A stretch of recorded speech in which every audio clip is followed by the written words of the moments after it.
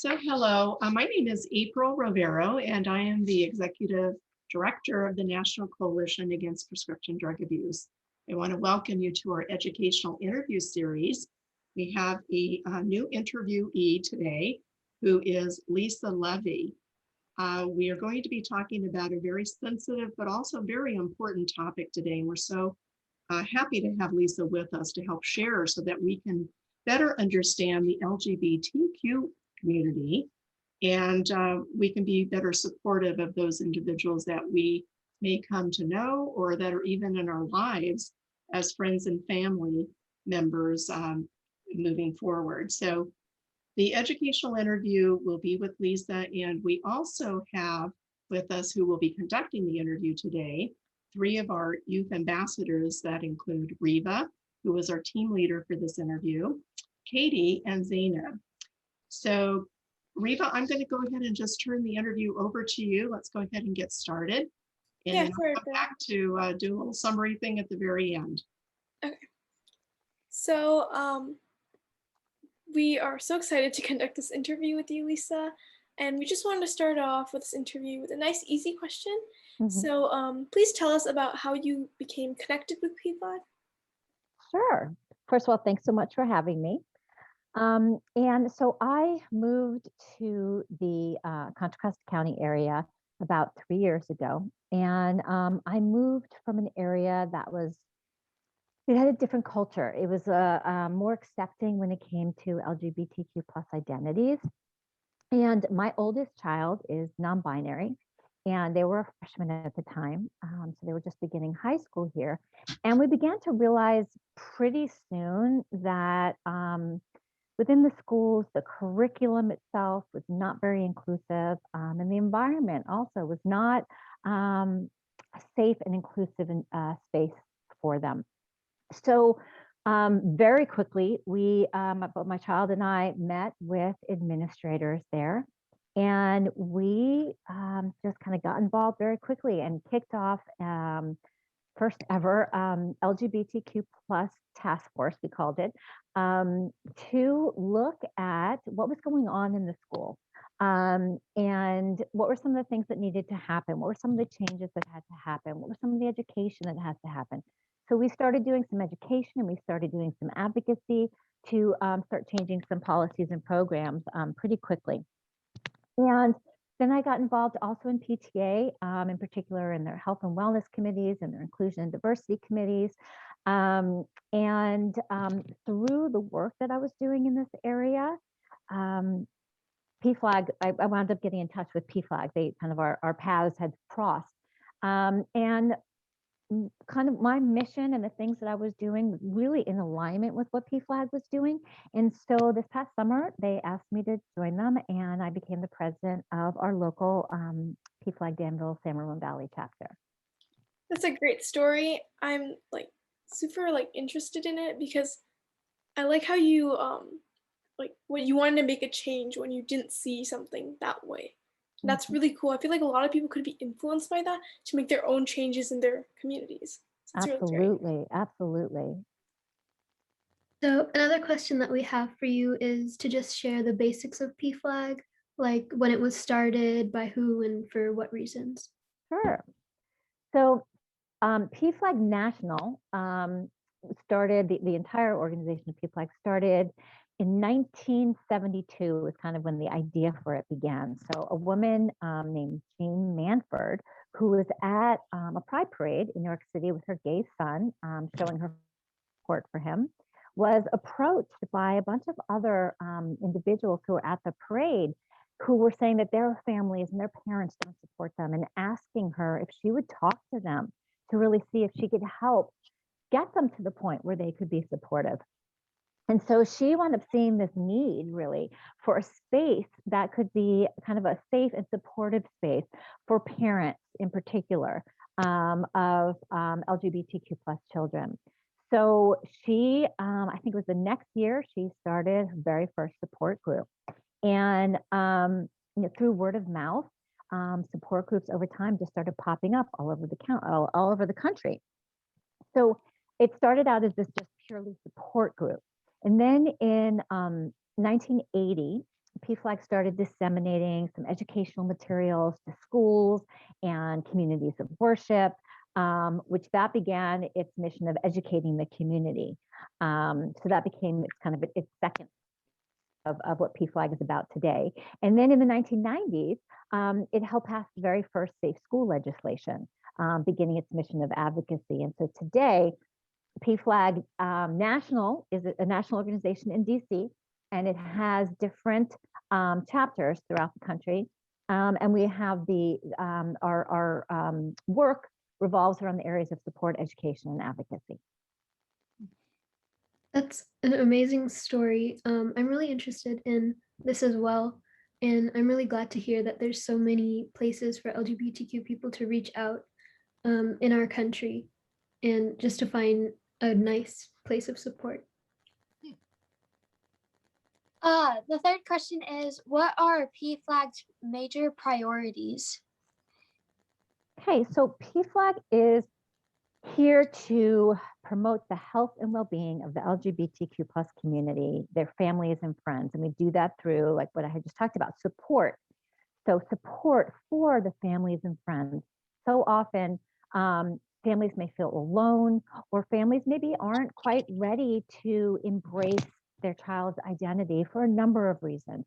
And so we're here to help create safe home spaces, because having a safe home space is really the most protective factor for our LGBTQ plus loved ones.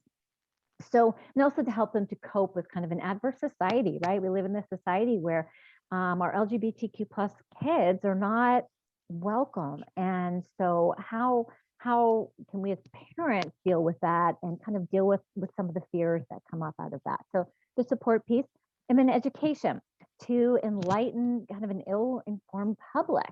We don't have a lot of education around this in our schools. And so we want to really help people to understand the truths regarding LGBTQ plus identities, the realities, the negative treatment that they face, and the importance of support and what that support can look like. And then that third piece is the advocacy piece. And that's looking at making changes to policies, practices, and laws so that we can end discrimination and really ensure that LGBTQ plus individuals have equal civil rights to everybody else. So we really want to be put into perspective and understand the biggest challenges that members of the LGBTQ plus community face and how PFLAG actually helps manage them through those challenges. Okay, so there are challenges that members of the LGBTQ plus community face, and a lot of this comes from the stigma that our culture has around this. And historically, actually, the stigma didn't exist. It actually kind of came from Western cultures that came into indigenous cultures where LGBTQ plus identities were actually really valued. And so that said, that the stigma in society is causes a lot of the issues. So it causes us to not have education around LGBTQ plus identities. And because of the stigma, also there aren't equal rights. These people don't have equal rights. As we see more and more, we've been seeing a lot of attacks on erasing the rights of transgender individuals. Or, additionally, these children grow up in a world where they don't get to see themselves reflected in their education.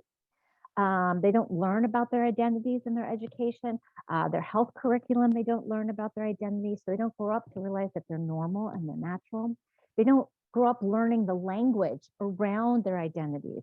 To be able to understand, they may understand something different, but they don't have language to explain who they are. And until we have the language to explain who we are, we really can't understand ourselves and understand that we're actually normal and okay. So the lack of education is and seeing themselves in education, the lack of seeing role models for themselves. Even, teachers, it's very difficult for them to be out. And so you can't have role models who are teachers. We don't see role models in our media We tend to see the people in media, the LGBTQ plus individuals in media are really stereotyped kind of caricatures, as opposed to real live individuals who can be heroes and successful and are normal, everyday human beings who just happen to have LGBTQ plus identity. So all of those things create a space where when you feel that the world is against you all the time, when you are hyper vigilant all the time, you're kind of in fight or flight every day because you know also that you're more at risk for violence. When you don't learn about yourself, when you don't learn how to have safe relationships because you haven't even learned about your relationship types, all of those things lend themselves to a lot of mental health issues. So the LGBTQ plus community are higher risk for depression, anxiety, self-harm, being victims of abuse, being of violence. The percentage of homeless youth that are LGBTQ really outshadows the homeless youth who are from the heterosexual and cisgender community.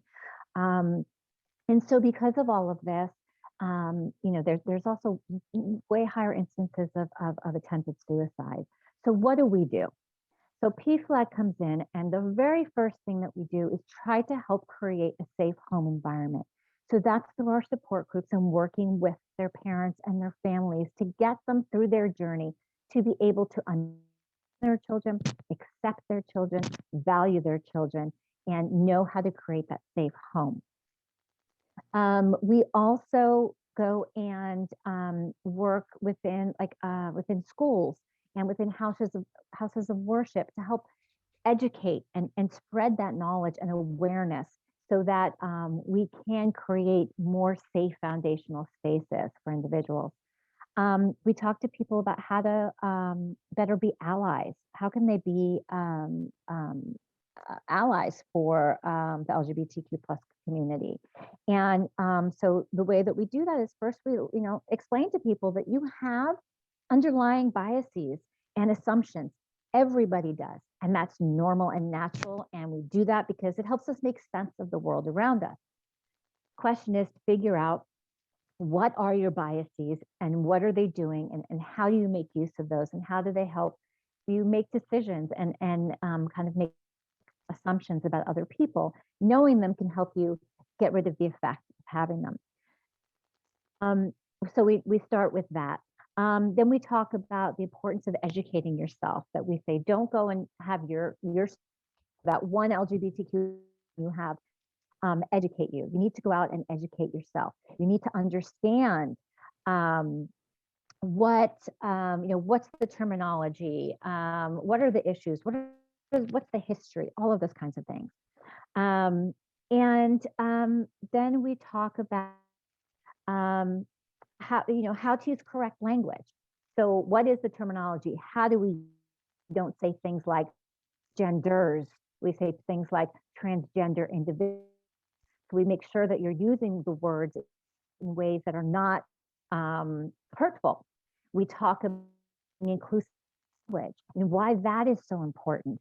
That if we say to people, boys and girls, or ladies and gentlemen, right there, a non-binary individual feels not seen, not welcome, excluded, not group. Whereas if we say, welcome everybody, welcome esteemed guests, hello, that includes everybody. And so we're trying to educate people on how to use it to create a more inclusive space by making a welcome seen. Then those people can actually engage in what's going on. So that's another we try to talk to people about. We also try to educate people on the importance of pronouns. So there was a study that was done by this organization called GLSEN, G-L-S-E-N. And GLSEN did a study. Let me first step back for a second. So for transgender individuals, they have their rate of attempted suicide is 9 times that of the general population. That's huge. They did a study that found out that for those individuals whose pronouns were respected by all or most people in their lives, that risk factor decreased by 50%. That's huge.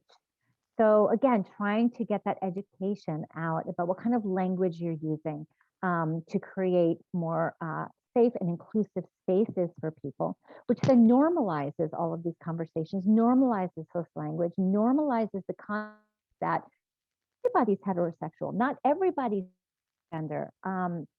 Just to clarify, cisgender means that you are identify as a gender that you were told you were, which is purely based on your external characteristics. So that's what cisgender individuals. So all of these types of changes can slowly begin to change our culture, slowly change that stigma that we talk about, and thereby, diminishing a lot of that psychological trauma experienced by the LGBTQ plus youth who, instead of feeling unsafe, unseen, unwelcome, will start to feel like they are part of our community. The last thing about kind of an ally is really about being a person who teaching people how to stand up when they hear homophobic and transphobic slurs. Talking to people like you all about how you can advocate for change in policy and practices, within your schools or within your local government, and the state and national government. And then by supporting organizations like GLSEN and Gender Spectrum and the Trevor Project and PFLAG, we're all out in this kind of work to support LGBTQ plus.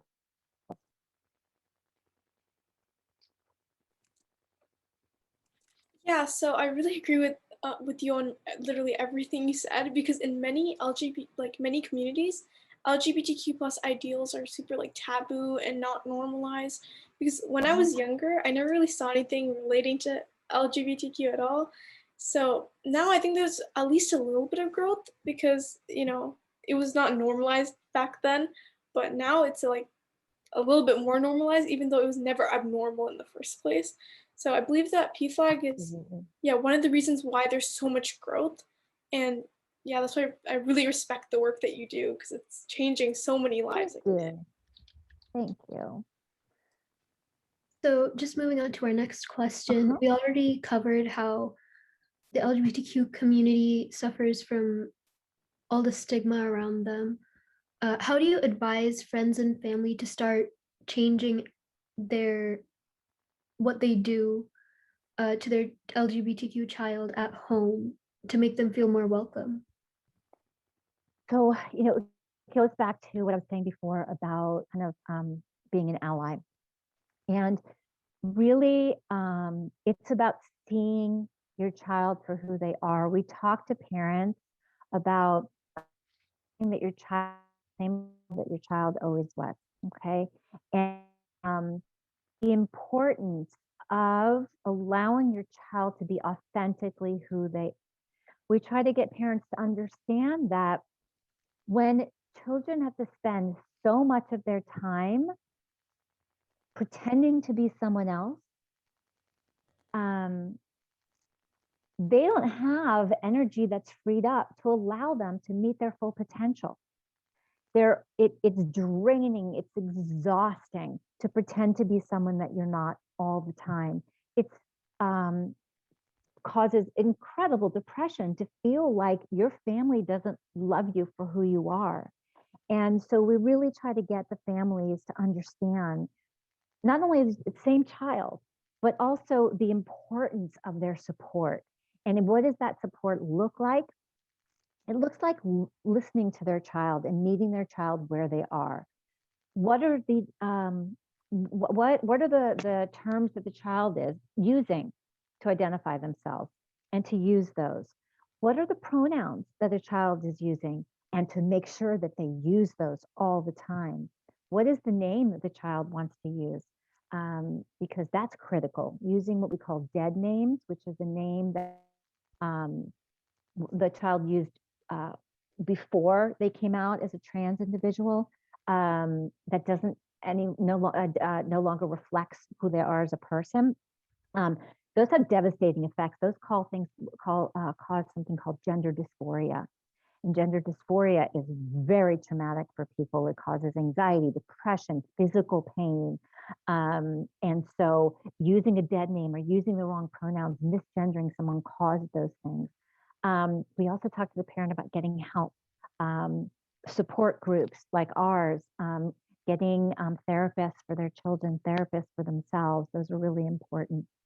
But it really goes down to, comes down to that piece of accepting your child for who they are and allowing them to be authentically themselves, as opposed to this picture of who you thought they were going to be when they were born.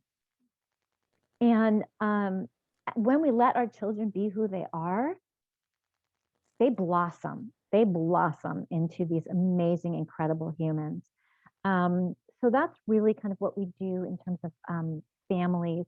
In terms of friends, we ask them to do the same thing. Respecting that person, respecting their identity, respecting that language, using non-gendered language all the time, because you never know who you're talking to. A lot of people think that you can tell someone's gender or sexual orientation by looking at them or by knowing their name, and that's not the case. What we see is what's called someone's gender expression. And gender is totally separate from sexual orientation. One has nothing to do with the other, first of all. Second of all, sometimes the way people present is not necessarily how they feel about themselves for a number of reasons. Perhaps they feel unsafe at home, so they can't come out and be who they are. They fear for their safety at school if they come out and start expressing themselves, cutting their hair, changing their clothes, wearing makeup, all those things, that they feel that people are going to be violent towards them because of that. Or lack of money, right? They may not do it because of that.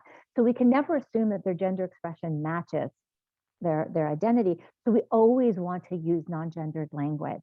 And so we talk to people about that. And we talk to peers about also how can you be those kind of upstanders, not the bystanders, right? To stand up and say something every single time that you hear something that's transphobic and homophobic. And we do this also, we do a lot of this education with teachers as well, because in addition, kids spend most of their time at home and at school, and to have those two places to be safe and supportive are going to go so far to helping them live healthy lives. Yeah, I think it's so important to make the two main communities where an LGBTQ person goes to be safe and comfortable, because if it's not, it could lead to something dangerous. Absolutely, absolutely. And just Go ahead. yeah, and just overall, trying to make a person feel comfortable will let them get to their full potential, and it could bring something out that's really great that couldn't have been brought out before. Yeah, and we ask people to introduce themselves. Like, I love that you guys all have on your screens now. You have you have your pronouns on there, and that's huge. And it's not because, like, I do it all the time, not because I don't one's going to know my identity, but I do it for two reasons. One is it shows I'm an ally. And the second one is because it starts to normalize this conversation. And that's what's so important, is normalizing it. And a lot of people say, well, this is what we've always said. This is what we've always done. Why do we need to do these things? Well, what you need to understand is that by changing our language, using non-gendered language, doesn't exclude anybody. But that old gendered language that we use does. And so making that small little these are just small little changes that people can make that have huge impact on this marginalized population.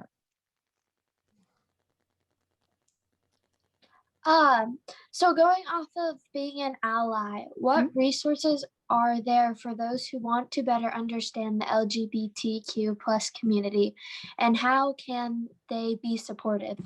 Great. I mean, there's stuff out there, really, you can just like Google it in, literally, like, how can I be an ally? But some of the best sites that I think, and organizations that have been doing this and are really well grounded in this stuff, places like GLSEN, GLSEN, which does great work on helping to ensure that every K through 12 student has a safe, supportive, and LGBTQ plus inclusive education. For teachers, it's got some awesome resources. And they do some research as well to help really understand what's going on. The Trevor Project is an organization that really, their focus is really on mental health. They have a suicide prevention hotline, but they also do a lot of research to help people to really understand the issues. And Gender Spectrum. Gender Spectrum is a great resource for understanding gender in particular. PFLAG National has some great reading lists as well, with books, as well as some articles that are really helpful. You know, one of the other things that I did when my child first came out to me as non-binary, because that was new to me, I didn't understand that at first, was I actually started reading some young adult books that had LGBTQ plus characters, in particular non-binary and trans identities. And that was really helpful for me to start to understand what these identities meant. So that was something. And also, I would really encourage people, because the terminology is always changing. You can look up, name the terminology, and they're constantly adding terminology, and you can just also Google that in. It's really important to stay up to date on what the terminology is and what people, because over time, for example, queer, which used to be a derogatory term, has now been reclaimed by the community. Doesn't mean that we use it, not part of the community, unless someone tells you that's how they identify, but it just shows you kind of how these words have changed. Words like hermaphrodite used to be a term that was used population, but now the intersex population is saying, we don't like that terminology. We think that it is derogatory. We also think it's kind of misleading. So just keeping up to date on what that terminology is.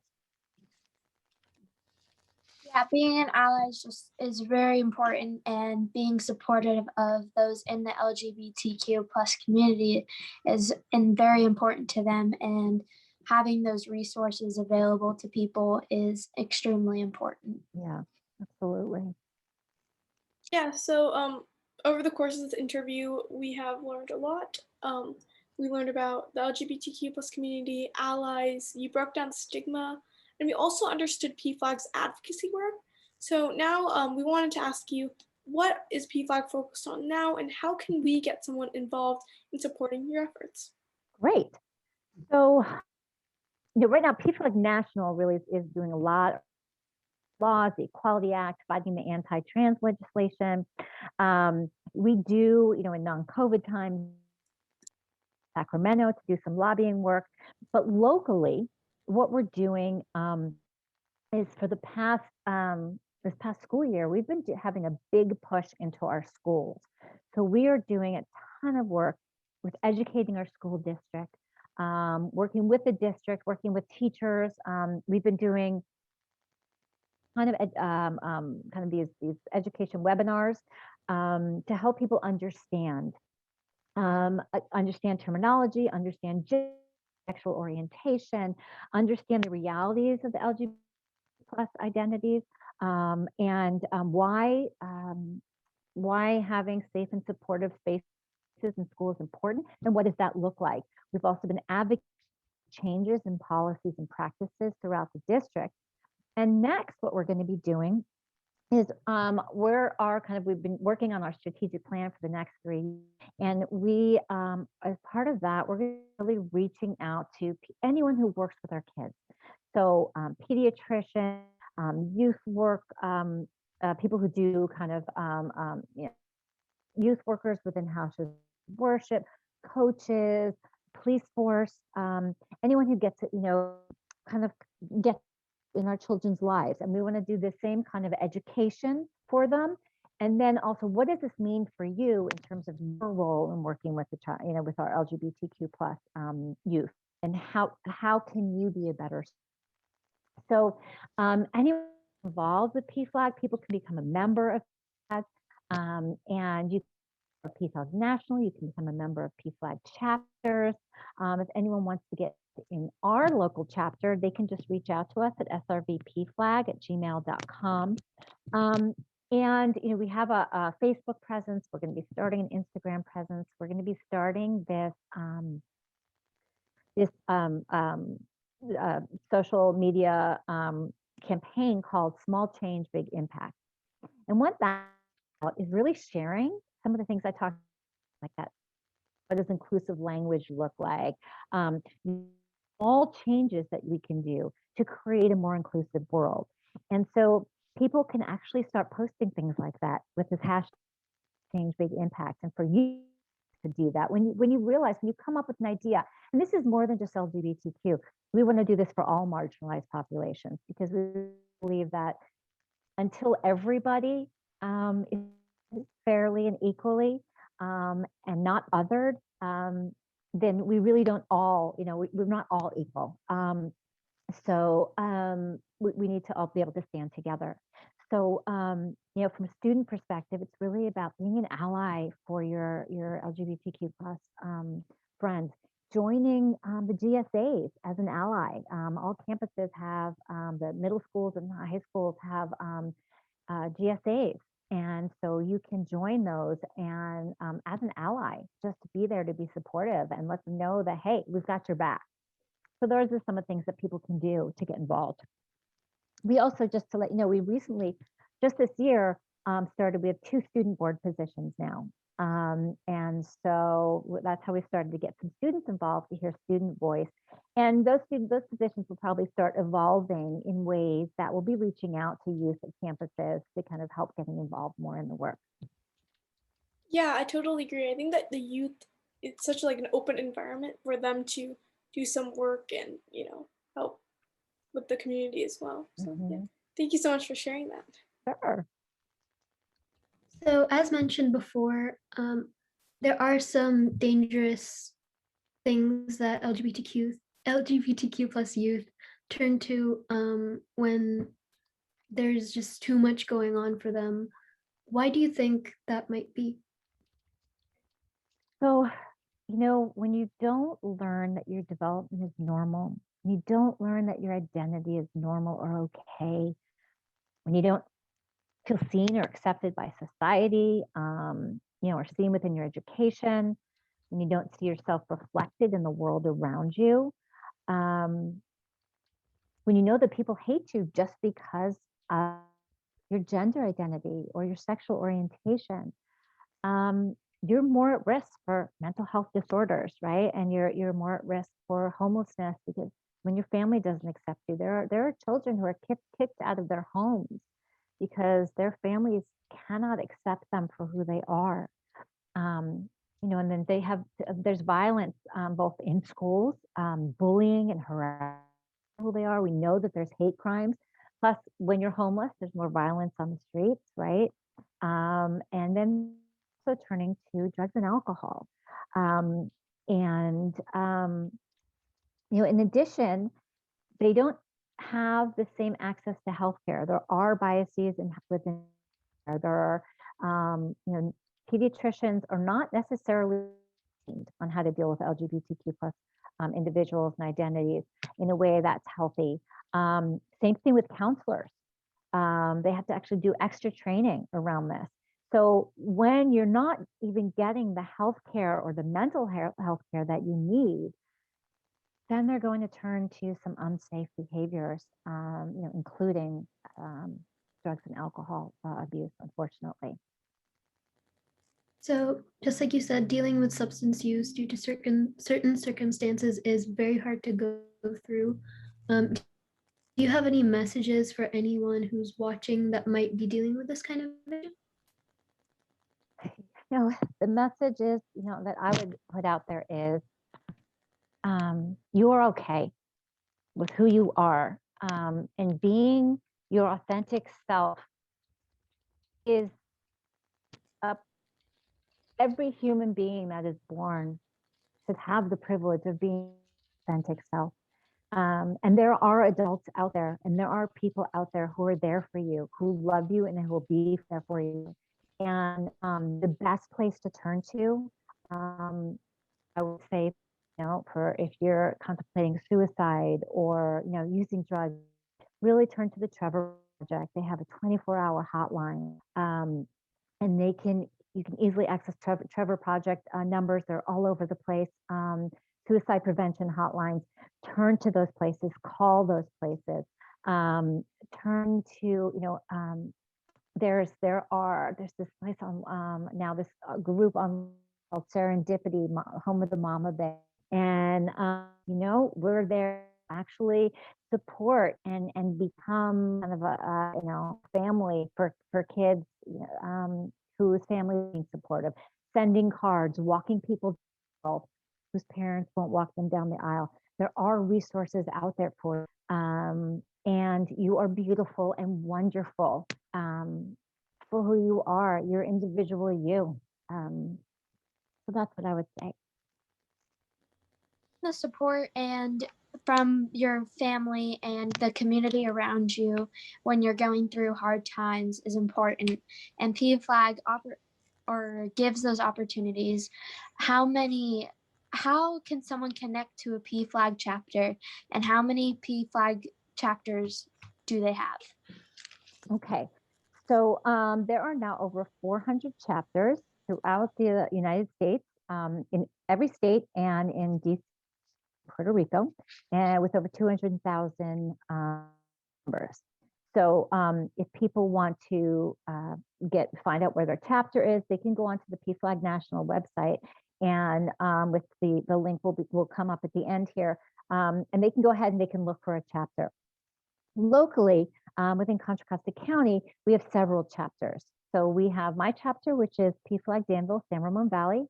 There is the Clayton Concord chapter. There's the Tri-Valley chapter, which is really kind of Pleasanton, Livermore area. And there is the La Miranda chapter, which is for the Lafayette, Moraga, and Orinda area. That said, people can go to anyone that they want to go to. They do not have to go to the one that's within their own area. Sometimes people have one in their own community because maybe they're not ready to be out yet and they're worried about they come to a local one and someone sees them in the street and says, hey, I know you're from PFLAG, which they're not supposed to do because it's all confidential. But it can be a little worrisome. So they can go to any of them. And now that throughout COVID, we've had our meetings all online. So we actually even have someone from South Korea who's been attending our meetings, who lived there for 2 years from the area. So that's been really nice. But we have monthly support meetings. They're every single month, and each chapter has them on a different night also to make it easy for people to find one that will work for them.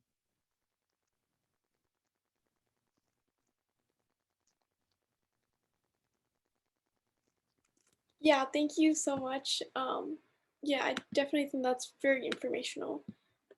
And we just wanted to say that we collectively learned so much from you about PFLAG and the LGBTQ plus community. And after this interview, I think I can happily say that I have become a better ally. And I'm definitely going to see what work I can do with PFLAG to just be a better person in general. And we just wanted to ask you if there's anything else you would like to share. I would just want to tell people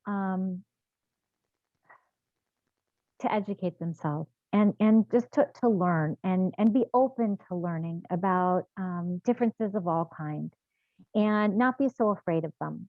And to, for us to change the culture that we live in, it's going to take all of us to really push that forward.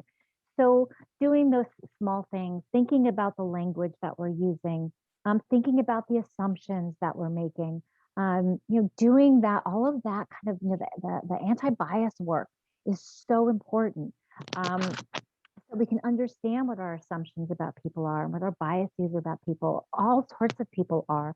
That can help us move ourselves forward.